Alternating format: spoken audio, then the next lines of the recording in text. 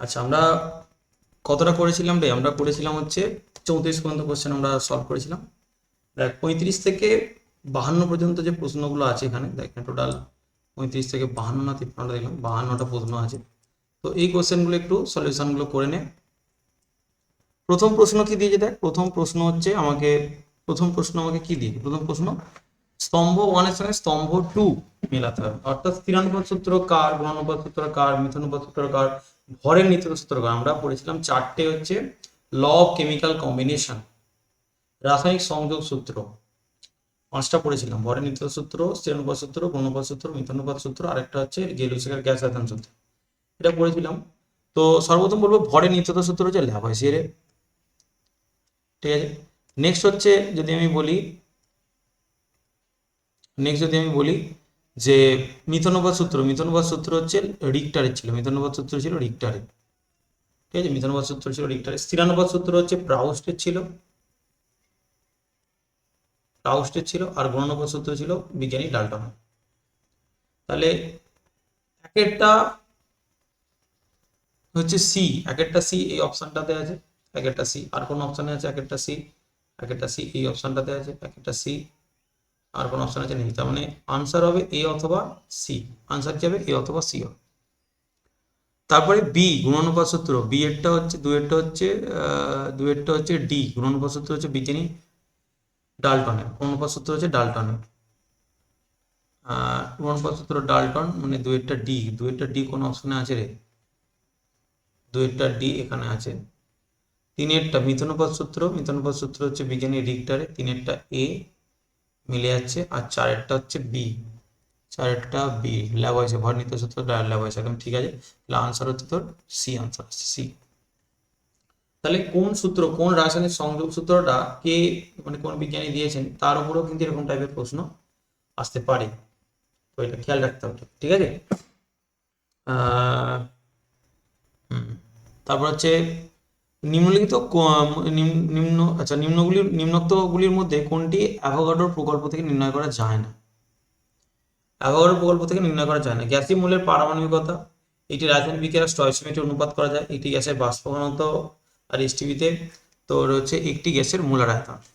Avogadro প্রকল্প কি কি বলে? অ্যাভোগাড্রো প্রকল্প বলে যে একটি নির্দিষ্ট উষ্ণতা এবং হচ্ছে চাপে, সমায়তন সকল গ্যাসে সমান সংখ্যক অণু বর্তমান থাকে। এটা আমরা অ্যাভোগাড্রো সূত্রে আমরা পড়েছি। ঠিক আছে, অ্যাভোগাড্রো সূত্রে আমরা পড়েছি। তাহলে সেই জায়গায়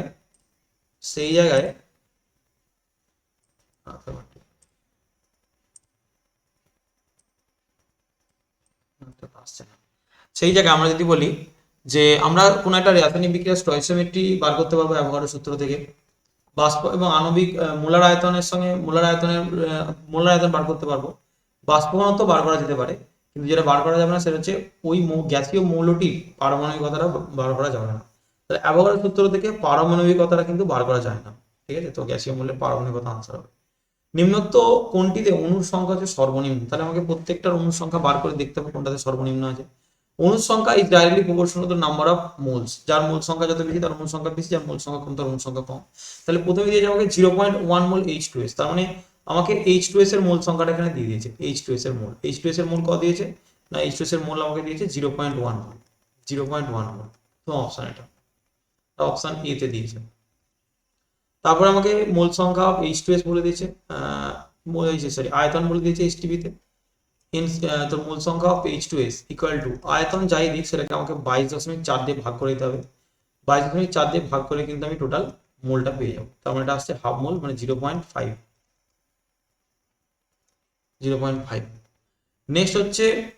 নেক্সট আমাকে কি দিয়ে যেতে? নেক্সট আমাকে বলছে 17 গ্রাম H2S। তো H2S মানে হচ্ছে সালফারের 32 আর হাইড্রোজেনের 2, মানে 34 গ্রাম মানে 1 মোল, তাহলে 17 গ্রাম মানে হাফ মোল। তাহলে এখানে হচ্ছে মোল অফ H2S মানে 17 গ্রামের ক্ষেত্রে হবে 17 ডিভাইডেড বাই 34 ইন্টু 22.4 লিটার। আয়তন করবো না, মোল বার করবো। তাহলে 17 বাই কত হবে? 34 হয়ে যাবে, মানে 0.5। আচ্ছা, এত ml H2S, ডি অপশানে কি দিয়েছে? এত ml। তাহলে এত ml মানে এটাকে 1000 দিয়ে ভাগ করলে 22.4 হয়ে যাচ্ছে। তাহলে 22.4 into 10 to the power cube মানে 1000 by 10 to the power cube মানে এটা 1000 বাই হচ্ছে 1000 লিটার হয়ে গেল। তবে এটা কত মোল? এটা 1 মোল। 22.4 লিটার মানে 1 মোল। এবার আমাকে প্রশ্ন কি করেছে, বলছে যে কোনটিতে অণুর সংখ্যা হচ্ছে সর্বনিম্ন বলে, তাহলে সর্বোচ্চ হলে ডি হতো, সর্বনিম্ন মানে 0.1, তার মানে আনসার হচ্ছে এ, আনসার হচ্ছে 37 এর আনসার হচ্ছে এ। পরেরটা চলে আয়।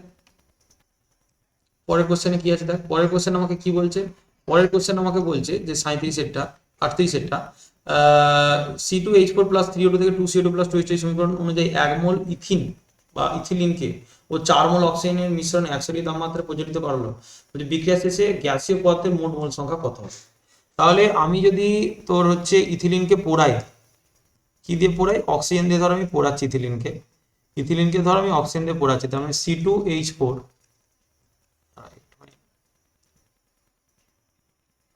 C2H4 প্লাস কি দেওয়া আছে 3O2, C2H4 প্লাস দেওয়া আছে আমার কি 3O2 C2H4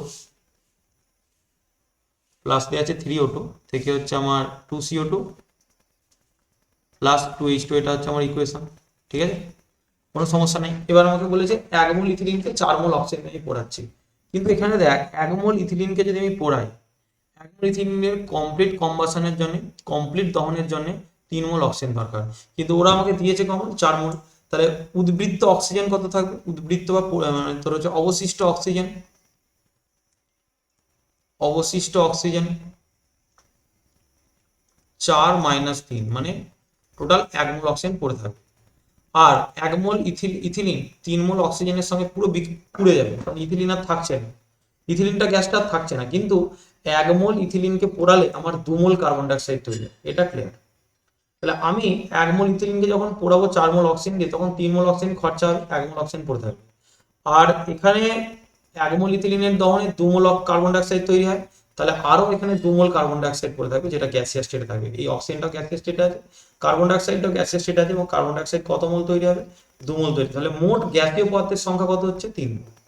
এই 3 মোল যে গ্যাসীয় মিশ্রণটা তৈরি হবে, সেই 3 মোল গ্যাসীয় মিশ্রণে 1 মোল থাকবে আমার অক্সিজেন আর 2 মোল থাকবে আমার কার্বন ডাইঅক্সাইড। তার মানে আনসার কি হবে? বিক্রিয়া শেষে গ্যাসীয় পদার্থের মোট মোল সংখ্যা হবে 3। গ্যাসীয় পদার্থ মানে স্পেসিফিক বলেনি তো যে কার্বন ডাইঅক্সাইডটা কত বা অক্সিজেনটা কত, সেটা বলেনি, সেজন্য টোটাল গ্যাসীয় মোল কিন্তু 3 মোলই আসবে। অ্যাভোগাড্রো প্রকল্প কেবলমাত্র গ্যাসীয় পদার্থের জন্য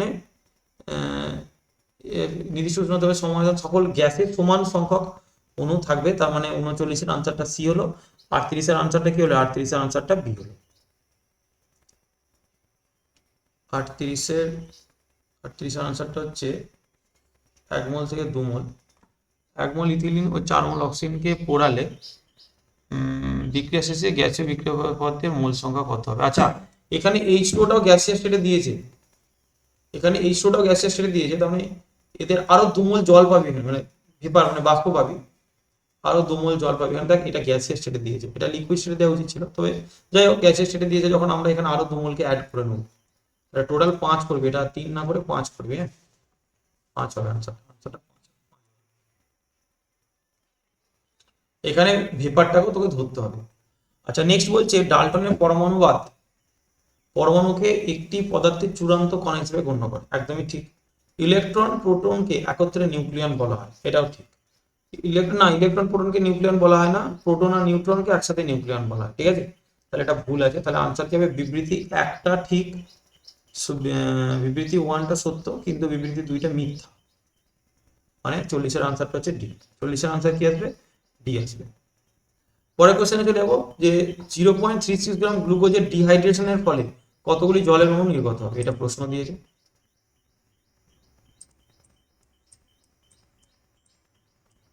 তো এখানে আমাকে প্রশ্নটা কি দিয়েছে? আমাকে প্রশ্নটা দিয়েছে যে 0.36 গ্রাম গ্লুকোজের ডিহাইড্রেশনের ফলে কতগুলো জলের অণু নির্গত হবে। তাহলে আগে আমি বার করে নেবো যে গ্লুকোজের ডিহাইড্রেশন হলে কি হয়। C6H12O6, এটা গ্লুকোজের সংকেত। তবে এটা লিখতে পারি C6H2O তার হোল 6, এটা লিখতে পারি। তো যখন গ্লুকোজকে হিট করবে তখনই প্রত্যেকটা জলের অণু বেড়ে যাবে, তাহলে 6 অণু কার্বন তৈরি হবে, তার সাথে 6 অণু এখানে জল নির্গত হবে। এটা আমি বলতে পারি যে 6 অণু জল এখানে নির্গত হবে। তাহলে একটা গ্লুকোজের যদি আমি ডিহাইড্রেশন করি, তাহলে সেই জায়গায় 6 অণু জল তৈরি হয়। তাহলে আমি লিখতে পারি 1 মোল থেকে 1 মোল গ্লুকোজকে যদি আমরা ডিহাইড্রেশন করি, তাহলে 6 মোল জল তৈরি হয়। কত মোল জল ডিহাইড্রেট হয়? 6 মোল জল ডিহাইড্রেটেড হয়। এবার আমাকে কি বলেছে, আমাকে বলেছে যে 0.36 গ্রাম গ্লুকোজ। আসলে 0.36 গ্রাম গ্লুকোজের মোল বার করে নেবো আমি। 0.36 মানে কত মোল? 0.36 মানে 0.36 বাই 180 মোল। দশমিকটা তুলি, নিচে এলো 100। 36 দিয়ে কাটলে 36, মানে 18 দিয়ে কাটলে 18 মানে 36, এটা 10। তার মানে আসছে 2/1000। 2 বাই কত? 1000 মোল। 2/1000 মোল। তাহলে 1 মোলের জন্য যদি 6 মোল হয়, তাহলে 2/1000 মোল থেকে কত হবে? 6 ইন্টু 2/, ক্যালকুলেশন খুব সুবিধা হবে। 6 দুগুণে 12, 12/1000, 12/1000 মানে 0.012। এবার প্রশ্ন হচ্ছে এটাকে আমি, এখানে আমাকে তো এরকম দেয়নি, আমাকে কণা সংখ্যা দিয়েছে যে কতগুলো আর কি গ্লুকোজ ডিহাইড্রেট হয়, কতগুলো অণু জল নির্গত হবে। তাহলে 0.012 মোল জলের আমরা সংখ্যাটা বার করে নেবো। 0.021 মোল জল মানে কত? তাহলে 0.012 ইন্টু 6.022 ইন্টু 10⁻23। দশমিক তুলবি, তলায় 1000 আসবে, 1000-এর সঙ্গে 23টা কাটবি, 20 পড়ে থাকবে। ঠিক আছে, আর এটা 12 দিয়ে গুণ করলে 6 12 72, 72 থেকে একটু বেশি, তাহলে 7 72.224। এটা হলো 10⁻, এটা 20 আছে, এক ঘর বাঁ দিকে টানলে এটা আসবে 7.224 ইন্টু 10⁻21। তার মানে এটা আনসার হবে এ। 41-এর আনসারটা হবে এ। প্রদত্ত, আচ্ছা এটা হয়ে গেল, 41-এর আনসারটা এ এলো। এখানে আর তো কোনো অপশন গুলো খাটছে না, 41-এর আনসার এ এসছে, একদমই তাই। 42-এরটা চলে। 42-এরটা বলছে যে প্রদত্ত কোনগুলি গুণানুপাত সূত্র দ্বারা ব্যাখ্যা করা যায়? মৌলের বহুরূপতা। বহুরূপতা কাকে বলে? একটা মৌল যদি প্রকৃতিতে একাধিক রূপে অবস্থান করে, যেমন কার্বন, কার্বন ফ্লুরিন হিসেবে অবস্থান করে, গ্রাফাইট হিসেবে অবস্থান করে, হীরক হিসেবে অবস্থান করে, তাহলে এই ঘটনাটাকে কার্বনের বহুরূপতা। মৌলের পরিবর্তনশীল যোজ্যতা। গুণানুপাত সূত্র দিয়ে মৌলের পরিবর্তনশীল যোজ্যতা ব্যাখ্যা করা যায়? আমি আগে গুণানুপাত সূত্রটা বলবো, তারপর বলছি। কার্বনের ক্যাডমিনেশন ধর্ম এবং বিভিন্ন অক্সাইড সমূহ। তাহলে দেখ, ধর গুণানুপাত সূত্র কি বলে আগে সেটা বুঝতে হবে, যে আমার কাছে গুণানুপাত সূত্র মানে কি। গুণানুপাত সূত্র মানে হচ্ছে, ধর আমি একটা মৌল, আমি হাইড্রোজেন, হ্যাঁ, বা আমি অক্সিজেন, আমি অক্সিজেন একটা মৌল, আমি হাইড্রোজেনের সঙ্গে বিক্রিয়া করলাম, দিয়ে তৈরি করলাম জল। আবার আমি হাইড্রোজেনের সঙ্গে বিক্রিয়া করে তৈরি করলাম H2O2। তার মানে আমি আলাদা আলাদা অক্সাইড তৈরি করতে পারি। তার মানে আমরা দুটো মৌল পরস্পর বিক্রিয়া করে বিভিন্ন অক্সাইড তৈরি করতে পারি। এই সূত্রটা গুণানুপাত সূত্রে ব্যাখ্যা করা যায়। আবার এখানে অক্সিজেনের জারণ সংখ্যা হচ্ছে -2, এখানে অক্সিজেনের জারণ সংখ্যা -1। তাহলে মৌলের পরিবর্তনশীল যোজ্যতাটাও ব্যাখ্যা করা যায়, কিন্তু মৌলের বহুরূপতা এটা দিয়ে ব্যাখ্যা করা যায় না। কার্বনের ক্যাডমিনেশন ধর্মের কারণও এটা দিয়ে ব্যাখ্যা করা যায় না। কার্বনের ক্যাডমিনেশন ধর্মের কারণ হচ্ছে উচ্চ বন্ধন শক্তি। কার্বন কার্বন 348 কেজিজুল পার মোল বন্ধন শক্তি মানে খুব বেশি হয়, সেখানে কার্বন সব থেকে বেশি ক্যাডমিনেশন ধর্ম তৈরি করে, মানে প্রদর্শন করে। তো সেই জন্য আনসার হচ্ছে এটা সি। 200 মিলিগ্রাম ক্যালসিয়াম কার্বনেটের মধ্যে উপস্থিত প্রোটন সংখ্যার মান বার করতে বলেছে। কোনো চাপ নেই, খুবই ইজি একটা ব্যাপার, যে 200 মিলিগ্রাম ক্যালসিয়াম কার্বনেটের মধ্যে আমাকে প্রোটন সংখ্যা বার করতে বলেছে। তাহলে প্রথমে 200 মিলিগ্রামটাকে গ্রামে নিয়ে যাবো। 200 মিলিগ্রাম মানে কত? 200 মিলিগ্রাম মানে হচ্ছে 200 ডিভাইডেড বাই 1000 গ্রাম। 1000, এটা গ্রামে গেল। গ্রাম থেকে মূলে যেতে গেলে কি করতে হবে? 200/1000 গ্রামটাকে আগে লিখি। গ্রাম থেকে মূলে নিতে গেলে আণবিক ভর দিয়ে ভাগ। ক্যালসিয়াম কার্বনেটের আণবিক ভর কত? ক্যালসিয়াম কার্বনেটের আণবিক ভর হচ্ছে 100। এটা মূলে গেল। মূলকে অ্যাভোগাড্রো সংখ্যা দিয়ে গুণ করব। মূলকে অ্যাভোগাড্রো সংখ্যা দিয়ে গুণ করলে আমার কি বেরোবে? অণু সংখ্যা বেরোবে। অণু সংখ্যা থেকে প্রোটন সংখ্যা যেতে হবে। একটার মধ্যে কতগুলো প্রোটন আছে বার করবে। ক্যালসিয়াম কার্বনেট CaCO3, ক্যালসিয়ামের জন্য আসবে 20টা প্রোটন, কার্বনের জন্য 6টা, আর অক্সিজেনের 316, এই 3 আসছে 24টা। এক একটা অক্সিজেন 8টা করে প্রোটন থাকে, 3 আসছে 24টা। ক্যালসিয়ামের প্রোটন সংখ্যা 20, আর এখানে 24 আর 30 50 দিয়ে গুণ, তার মানে এখানে 50। আচ্ছা, এখানে কটা শূন্য কাটবো? 1টা 2টো 3টে 4টে 5টা, 5টা শূন্য, আর এখান থেকে 5 বিয়োগ করে দেয়, তাহলে তারপরে 18 হয়ে যাচ্ছে। তার মানে হয়ে যাচ্ছে 200 ইন্টু 50 ইন্টু 6.022 ইন্টু 10⁻18। 200 আর 50 যদি গুণ করি, তাহলে এই 5 আর 2 গুণ হবে 10, 10-এর কটা শূন্য? 1টা 2টো 3টে ইন্টু 6.022 ইন্টু 10⁻18। তার মানে এখানে কটা শূন্য আছে? 4টে, তার সঙ্গে 4 যোগ করে দিই, এর সঙ্গে 4 যোগ করে দিই, তাহলে এটা আসছে 22। 6.022 ইন্টু 10⁻22 আনসার। তাহলে এই আনসার আসছে 43-এর আনসার কি হচ্ছে? এই হচ্ছে 43-এর আনসার হচ্ছে। ঠিক আছে, নেক্সট বিবৃতি 1 দেখ, বিবৃতি 1 আমাকে কি বলেছে, বিবৃতি 1 আমাকে বলেছে, বিবৃতি 1 বলছে 32 গ্রাম অক্সিজেন এবং 48 গ্রাম O3 এর মধ্যে পরমাণু সংখ্যা সমান। পরিমাণ তো আলাদা, দুটো একই মৌলের মানে একই পরমাণু দিয়ে তৈরি, অক্সিজেন এবং O2 এবং O3 অক্সিজেন তৈরি। তাহলে 32 গ্রামে যতগুলো অক্সিজেন পরমাণু থাকবে 48 গ্রামে নিশ্চয়ই পরমাণু সংখ্যা সমান হবে না, তাহলে এটা ভুল বলেছে। নেক্সট বলছে যে 1 মোল O3 তে O3 এর বিয়োজনে 2/3 মোল অক্সিজেন তৈরি হয়। দেখা যাক কি বলছে। O3 যদি আমি ভাঙি, O3 কে যদি আমি ভাঙি তাহলে এখান এর 2 মোল থেকে এর 3 মোল তৈরি হবে, কারণ দেখ অক্সিজেনের সংখ্যাটা তো সমান হবে, 3 দুগুণে 6টা অক্সিজেনের জায়গায় এখানেও 3 দুগুণে 6টা অক্সিজেন। তাহলে এটা এখানে যদি 1 করি তাহলে এখানে কত আসবে 3/2। তার মানে 1 মোল O3 ভাঙলে 1 মোল O3 ভাঙলে তোর 3/2 মোল O2 উৎপন্ন হয়। তার মানে এটা কোনোটাই ঠিক হচ্ছে না, দুটোই ভুল হচ্ছে। তার মানে বিবৃতি দুটোই মিথ্যা, উভয় মিথ্যা, মানে সি আনসার।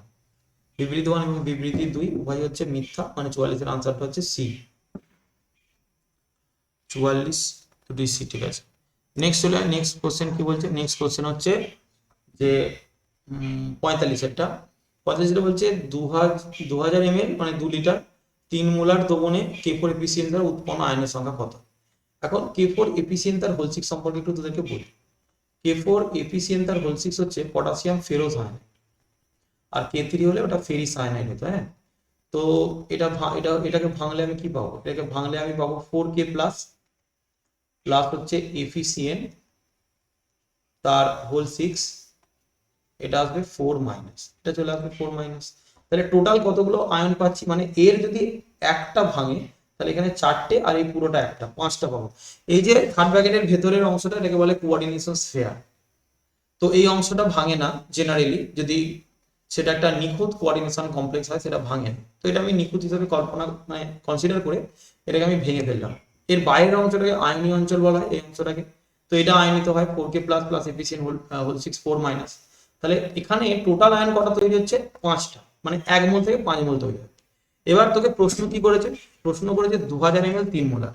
তাহলে তুই একটা জিনিস মাথায় রাখবি, তোকে যদি কোনো দ্রবণের মোলারিটি বলে দেওয়া থাকে আর তার আয়তন বলে দেওয়া থাকে এমএল বা লিটারে, যাই দিক আমি এমএল ধরেই করে দিচ্ছি তোকে, তাহলে সেক্ষেত্রে তার ডাইরেক্ট মোল সংখ্যা বার করার নিয়ম কি বলেছিলাম, আমি এর আগের ভিডিওতে আলোচনা করেছিলাম এটা নিয়ে।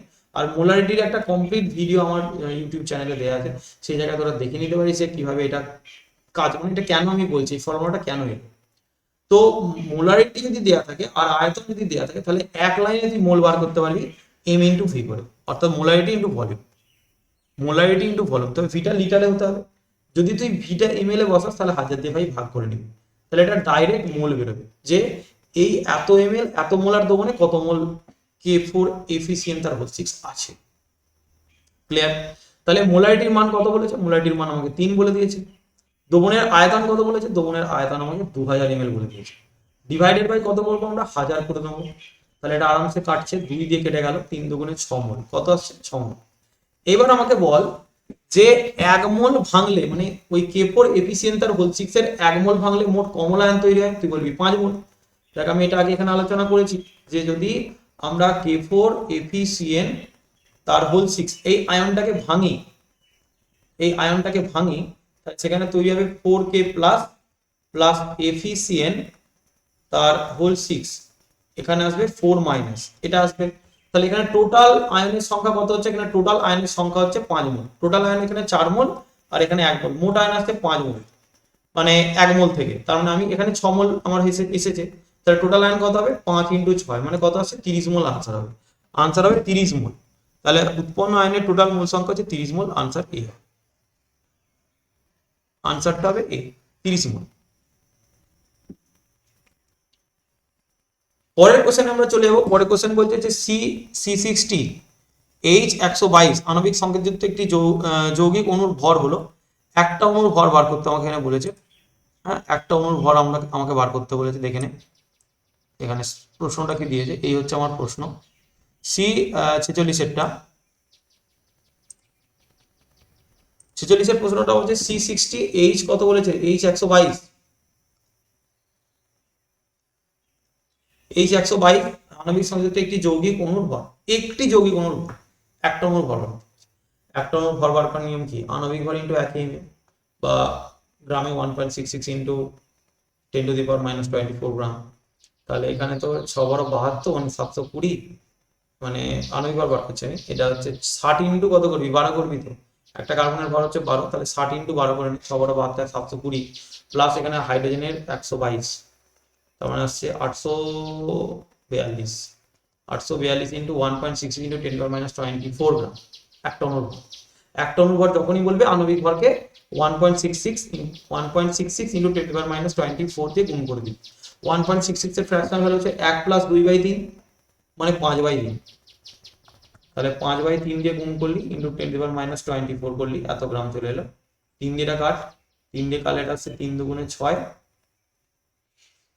3 8 24, 3 দুগুণে 6, 2 8 2, 3 8 24, 3 1 3, 2 আছে 3 ধরে নিয়ে কাটাকুটি করে দিয়েছি।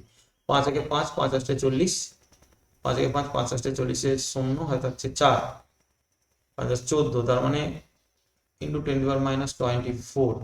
3 ঘর যদি দশমিকটাকে এগিয়ে দিই তাহলে 1.4 ইন্টু 10⁻⁻21। আচ্ছা D, Delhi, D is the correct answer. যদি বুঝতে না পারিস ডেফিনেটলি আমাকে অফলাইনে জিজ্ঞাসা করে নিবি। H2 এবং O2 এর মিশ্রণের ভরের অনুপাত যদি 1:4 হয় তাহলে তাদের মোলের অনুপাত কত?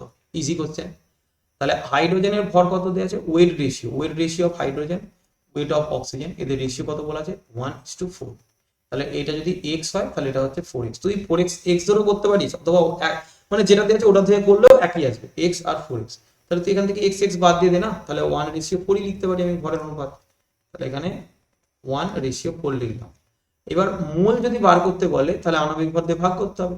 তাহলে মোল অনুপাত of hydrogen and oxygen equal to 1 by হাইড্রোজেনের আণবিক ভর 2 আর অক্সিজেনের আণবিক ভর হচ্ছে তোর 32। ভাগ করে নিলি তাহলে এটা আসছে তোর 32:8, মানে হচ্ছে 4, 4 8 32, তাহলে 4:1। 4:1 মানে ডি আনসার হবে। 4:1 মানে ডি আনসার হবে। D answer.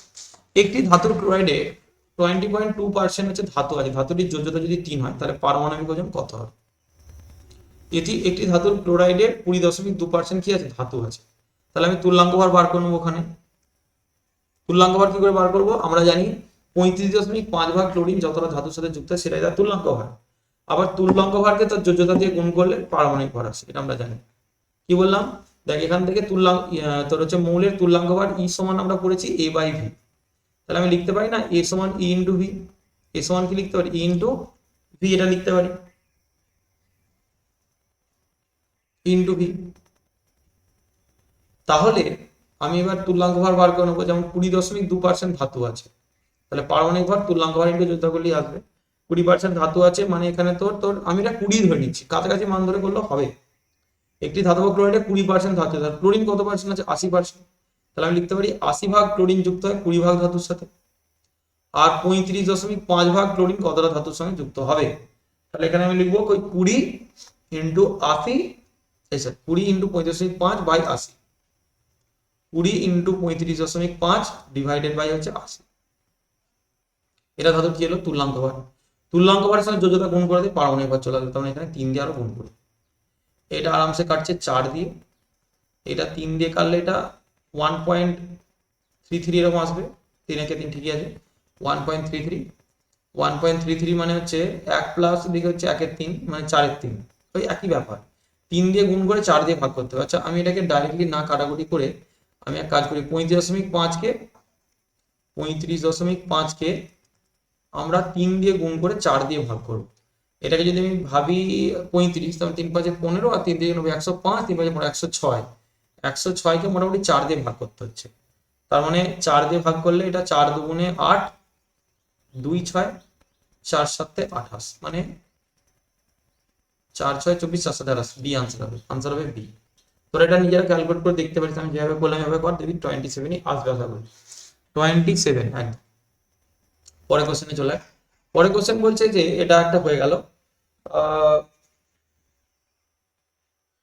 48 বলছে প্রদত্ত কোন মিশ্রণে আয়নের সংখ্যা সর্বোচ্চ। তাহলে এতে এখানে বলেছে 2 মোলার, এটাও বলেছে 2 মোলার, এটাও 2 মোলার, এটাও 2 মোলার, 2 মোলার, তো সবই 2 মোলার দিয়েছে। তাহলে আমাকে দেখতে বলছে কোন প্রদত্ত কোন মিশ্রণটিতে আয়নের সংখ্যা সর্বোচ্চ আছে। তাহলে এখানে 2 মোলার থেকে দেখ Al2SO4 তার হোল 3, এখানে টোটাল আয়ন কতগুলো প্রডিউস হবে, এখানে 2 আর 3 কত 5টা, এখানে হচ্ছে 2 আর এটা হোল 1 মানে হচ্ছে এখানে 2 আর 3টে, তাহলে এখানে 2 মোলার থেকে টোটাল আয়ন প্রডিউস হচ্ছে এখানে 2 আর 3 এ 5 মোল, আর এখানে তৈরি হচ্ছে 2 আর 1 3 মোল, টোটাল আসছে 3 মানে আমি এমনি সবই 2 মোলার বলছি তো আমি 1 মোলার তৈরি করছি। মানে 1 মোলারের ক্ষেত্রে যে মিশ্রণটা বেশি আসবে 2 মোলার ক্ষেত্রে তো সেই মিশ্রণটা বেশি আসবে না, তাহলে এখানে টোটাল 1 মোলার মানে তো 1 মোল থেকে এখানে টোটাল 8 মোল আয়ন তৈরি হচ্ছে, মানে প্রথম এই অপশনে 8 মোল আসছে। ঠিক আছে, বি অপশনে আমরা দেখে নেবো বি অপশনে কতটা আসছে, এখানে আসছে 2 এর 3টে, এখানে একটা, এখানে দুটো 3টে, এখানে একটা আছে 3টে 3টে, মানে 6টা আসছে, বি অপশনে আসছে 6টা, 3টে 3টে 6টা। আচ্ছা এই জায়গায় দেখে নিই একবার, এখানে দুটো, এখানে 3টে 5টা, আর এখানে হচ্ছে এখানে দুটো, এখানে একটা, 3টে, এই SO4 মানে একটা আয়নে ভাঙে, তাহলে এখানে দুটো 2Na plus plus SO4 minus 1, SO2 minus একটা 1 মোল, তাহলে এখানে 2 মোল, এখানে 1 মোল, 3 মোল আসছে, 3 মোল আর এখানে 2 মোল 5 মোল, তাহলে আনসার কি হবে, আনসার এ হবে, 49 এর আনসারটা এ হবে। ওখানে আয়ন সব থেকে বেশি আসছে, 8 দুগুণে 16 মোল আয়ন আসবে, সরি 2 মোল আছে, তার মানে এখান থেকে পাবো আমি, এখান থেকে আমি আয়ন পাবো টোটাল 5 ইন্টু 2, 2 ইন্টু 5 মানে 10 মোল পাবো, আর এখান থেকে পাবো 3 ইন্টু 3 ইন্টু কত রে, 3 ইন্টু 2, 3 ইন্টু 2 মানে টোটাল 16 মোল আয়ন পাবো, টোটাল 16 মোল আয়ন পাবো। বুঝতে না পারলে অফলাইনে বলি বুঝতে পারবে। 49 হয়ে গেল, 1 মোল KD2O7 কে অতিরিক্ত KI দ্রবণে জারিত করলে x মোল I2 তৈরি, এখানে x এর মান বার করতে বলেছে। খুব সহজ প্রশ্ন, যারা এই বিক্রিয়াটা ব্যালেন্স করা জানে তারাই করতে পারবে, বিক্রিয়া না জানলে কিন্তু করা যাবে না, এটুকু আমি বলতে পারি। দেখো K2CR2O7 এর কথা যদি বলি, K2CR2O7 1 মোল K2CR2O7 যখন বিক্রিয়া করবে, K2CR2O7 এই যখন বিক্রিয়া করবে কার সাথে, আয়োডিনের সাথে, in presence of H2SO4 acidic medium বলেছে, তখন এখানে ক্রোমিয়ামটা Cr2SO4 তার হোল 3 হবে, আর আয়োডিনটা জারিত হয়ে I2 হবে। তো এই I মাইনাস থেকে আয়োডিন যখন হচ্ছে, তখন 1 মোল আয়োডিন মানে একটা যদি হাফ মোল আয়োডিন ধরি, হাফ মোল আয়োডিন যদি ধরি, তাহলে পরমাণু সংখ্যাটাকে সমান করার জন্য এখানে হাফ করেছি, এখানে একটা আই আছে না বাঁদিকে, তাহলে এদিকে ডান দিকে আমাকে একটা আই করতে হবে, তাহলে সেই জায়গায় এখানে তোমার একটা ইলেকট্রন বর্জন হচ্ছে, কত ইলেকট্রন বর্জন হচ্ছে, একটা। এবার যদি আমি এটাকে, এখানে ক্রোমিয়াম কিন্তু দুটো আছে, ক্রোমিয়াম কটা আছে, দুটো, তাহলে 1 মোল K2CR2O7 যখন বিক্রিয়া করবে, তখন টোটাল 6 মোল ক্রোমিয়াম 6 প্লাস থেকে 3 প্লাস হয়ে যাচ্ছে, এখানে ক্রোমিয়াম 6 প্লাস থেকে 3 প্লাস হয়ে যাচ্ছে, মানে একটা ক্রোমিয়াম 3টি ইলেকট্রন গ্রহণ করছে, আছে কটা ক্রোমিয়াম, দুটো, তাহলে মোট কটা ইলেকট্রন গ্রহণ করছে, 6টা, মোট কটা ইলেকট্রন গ্রহণ করছে, 6টা। তাহলে এইরকম ইলেকট্রন গ্রহণ বর্জনের সংখ্যাটাই অ্যাকচুয়ালি আমাদেরকে সমতা বিধানে সমান করতে হয়, তাহলে এটাকে আমরা 1 দিয়ে গুণ করব আর এটাকে 6 দিয়ে গুণ করব, ক্লিয়ার। তার মানে আমরা বলতে পারি 1 মোল K2CR2O7 যখন বিক্রিয়া করবে I মাইনাস এর সাথে, তখন 6 মোল I মাইনাস বিক্রিয়া করবে, কমল I মাইনাস বিক্রিয়া করবে, 6 মোল I মাইনাস বিক্রিয়া করবে। এবার আমাকে প্রশ্ন করেছে যে x মোল I2 তৈরি হয়, এখন 6 মোল I থেকে কত মোল I2 তৈরি হবে রে, 6 দিয়ে গুণ কর, তাহলে আনসার হচ্ছে 3, তাহলে আনসার হচ্ছে 3 মোল আয়োডিন তৈরি হবে, আনসার হচ্ছে 3। 50 এর আনসার হচ্ছে বি, 50 এর আনসার হচ্ছে বি আনসার। নেক্সট বলছে বলছে একটা ধাতু M এবং অক্সিজেন বিভিন্ন অনুপাতে যুক্ত হয়ে A এবং B উৎপন্ন করেছে, দুটো অক্সাইড আলাদা আলাদা। তাহলে আমি একটা ধাতু, আমি লোহা, আমি ধরছি লোহা হিসাবে, তুই অন্য কোন অ্যালুমিনিয়ামকে ধরতে তুই হাইড্রোজেনের সাথে ধরতে পারিস, ঠিক আছে। তো আমি আয়রন, আমি একবার অক্সিজেনের সঙ্গে যুক্ত হচ্ছি, তৈরি করছি FeO, আবার আমি অক্সিজেনের সঙ্গে যুক্ত হয়ে তৈরি করছি Fe2O3, দুটো আলাদা আলাদা অক্সাইড তৈরি করছি, এ আর বি, এটা A অক্সাইড, এটা B অক্সাইড। তাহলে A ও B দুটো ধাতুর অক্সাইড তৈরি করছে, AB যোগে M ধাতু এবং অক্সিজেনের ভরের অনুপাত যথাক্রমে এত এত এত এত। তাহলে এখানে 1 গ্রাম ভরের অক্সিজেন এত গ্রাম ধাতুর সাথে যুক্ত হয়েছে, এখানে 1 গ্রাম ভরের অক্সিজেন এত গ্রাম ধাতুর সাথে যুক্ত হয়েছে। বলছে এই নিম্নোক্ত তথ্যগুলি কোন রাসায়নিক সূত্রকে সমর্থন করে। গুণানুপাত সূত্র বলে একটা মৌল অন্য মৌলের যে পরিমাণ ভরের সাথে যুক্ত হবে তাদের মধ্যে সরণপথ থাকে, দেখে নিন এদের মধ্যে সরণপথ আছে কিনা। অর্থাৎ 0.895 আর 1.791 এদের যদি আমি রেশিও করি, তাহলে আমরা দেখতে পাচ্ছি এটা 1:2 আসছে, প্রায় 1:2 আসছে। অর্থাৎ এরা দুজন, অর্থাৎ মৌলটার নির্দিষ্ট পরিমাণ ভর অক্সিজেনের নির্দিষ্ট পরিমাণ ভরের সাথে যে পরিমাণে যুক্ত হচ্ছে, সেই পরিমাণগুলোর মধ্যে একটা সরল অনুপাত থাকছে, অর্থাৎ এটা গুণানুপাত সূত্রকে মানে জাস্টিফাই করছে। তো আনসার হবে গুণ অনুপাত সূত্র। আমি একটা ট্রিক্স দিয়েছিলাম, যখন দুটো মৌল পরস্পর বিক্রিয়া করে আলাদা আলাদা অক্সাইড তৈরি করবে, আলাদা আলাদা যৌগ তৈরি করবে, তখন সেটা মেনলি গুণ অনুপাত সূত্রকে সমর্থন করে। আর তিনটে মৌল যখনই থাকবে দেখবি তখন দেখবি মিথনুপাত সূত্র হবে। মানে এগুলো একটু মনে রাখবি সবসময়, মানে আমি যেটা বলছি সেটা না করে এইভাবে তোরা আগে দেখবি যে ব্যাপারটা আদৌ হচ্ছে কিনা, তাহলেই আনসার ঠিকঠাক আছে। পরের কোশ্চেনে চলে, 1 গ্লাস শরবতে 9 গ্রাম গ্লুকোজ আছে। কত গ্রাম গ্লুকোজ আছে? 9 গ্রাম গ্লুকোজ আছে 1 গ্লাস শরবতের মধ্যে। কার্বন সংখ্যা বার করতে হচ্ছে, ওই গ্লাসে কতগুলো কার্বন আছে। একদমই বাকোয়াস কোশ্চেন। 9 গ্রাম গ্লুকোজ মানে তুমি 9/180 করলে এটা গ্লুকোজের মোল বেরিয়ে গেল। মোল থেকে অণুতে যাবে তুমি কি দিয়ে গুণ করবে? 6.022 ইন্টু 10⁻23 দিয়ে গুণ করলে এটা বেরোলো তোমার গ্লুকোজের অণু সংখ্যা। অণু সংখ্যা থেকে কার্বন পরমাণুর সংখ্যা, এক একটা গ্লুকোজের ভিতরে 6টা করে কার্বন আছে, 6 দিয়ে গুণ করে দিলে। তাহলে এবার জাস্ট কাটাকুটি করা, 9 দিয়ে এটা 2 দিয়ে কাটলে 20, 9 দুগুণে 18, 0 20। আচ্ছা এই 0 মানে এটাকে 10 দিয়ে যদি কাটো 2, এটাকে 10 দিয়ে কাটলে কত আসছে? 22। আচ্ছা এবার হচ্ছে তুমি 2 দিয়ে কাটো, এটা 2 দিয়ে কাটলে এটা 3, তবে 3 6 18, তখন আনসার হচ্ছে এই আনসার। মানে তুমি একটা কথা হবো, এর এই যদি আমি ইউনিট ডিজিট ধরি নি 318, এখানে এখানে 15 আছে, এখানে 25 আছে, এখানে 3 আছে, এটাই হচ্ছে একমাত্র অপশন যেখানে 1.8 লিখতে পারছি। তো this is the correct answer. হয়ে গেল আমাদের তোমাদের মূল কনসেপ্টের দেখবে 52টা কোশ্চেন আমি আপাতত আলোচনা করেছি এই 3টে পার্টে। নেক্সট পার্ট আসবে টপিক 2 এর উপরে, তারপর পরমাণু গঠন, তারপর কেমিক্যাল বন্ডিং, পিরিয়ডিক টেবিল আমি আস্তে আস্তে করে তোমাদেরকে দেবো। তোমরা অবশ্যই প্রত্যেকটা প্রশ্নকে ভালো করে পড়বে, যদি কোনো অসুবিধা থাকে আমাকে বলবে, আমি প্রত্যেকটা কোশ্চেন ডিটেলসে তোমাদের বুঝিয়ে দেবো, কোনো সমস্যা নেই। ঠিক আছে।